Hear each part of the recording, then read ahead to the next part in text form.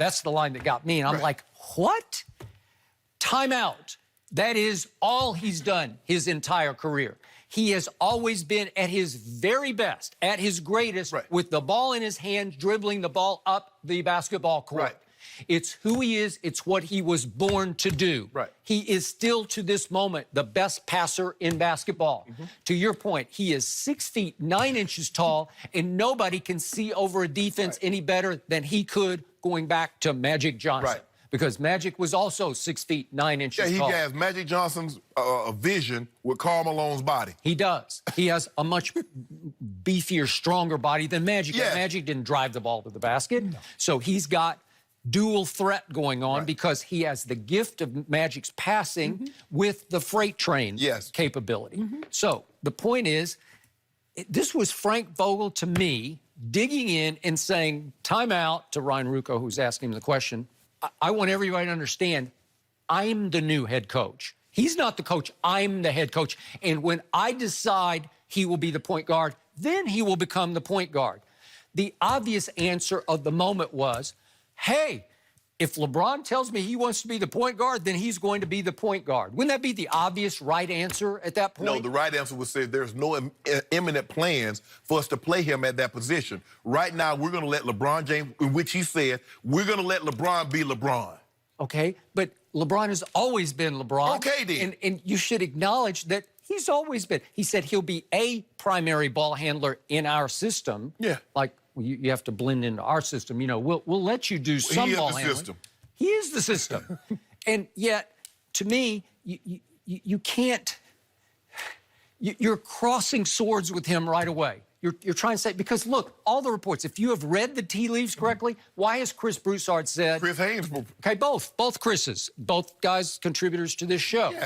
Broussard more than we have Chris Haynes on. But the point is that both of them have indicated... Where do you think they got their info from?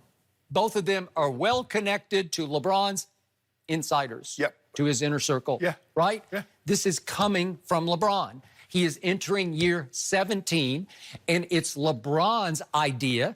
I should segue even more into that role, especially with this team, because now we have some shooters. We had no shooters last year. We had playmakers. And he has a guy that he knows on a nightly basis can go get him 27, 28 in AD. So you bring the ball up the floor, and designation or no, you are the point guard.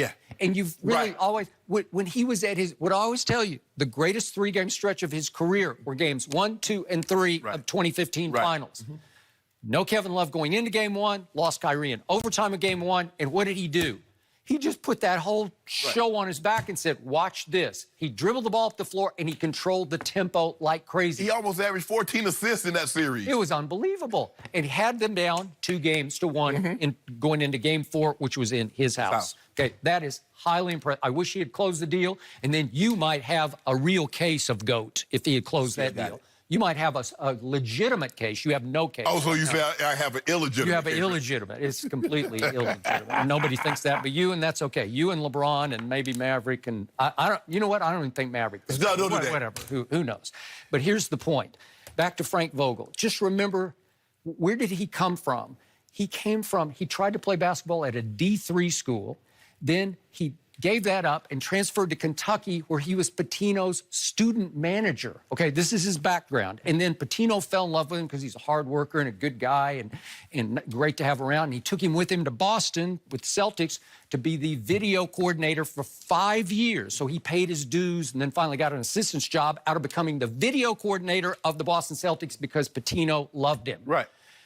That's the guy who's now coaching the player with the highest IQ, to me, in the history of basketball, LeBron James. Highest IQ.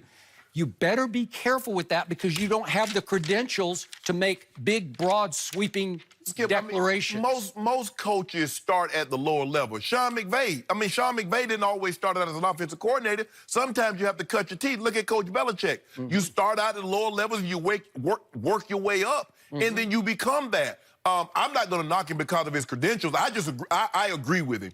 I don't think we should put a title and say, well, he's a point guard, he's a this, he's a that. We know he's going to handle the ball. We know he's more than likely going to lead this team in assists, and so we would just leave it at that. Okay, I just think a battle line has subtly been drawn of, I'm the coach and you're the player. Line. I'm not. Yep. I could hear it. I just said to me, I tweeted it. You can go look at my timeline.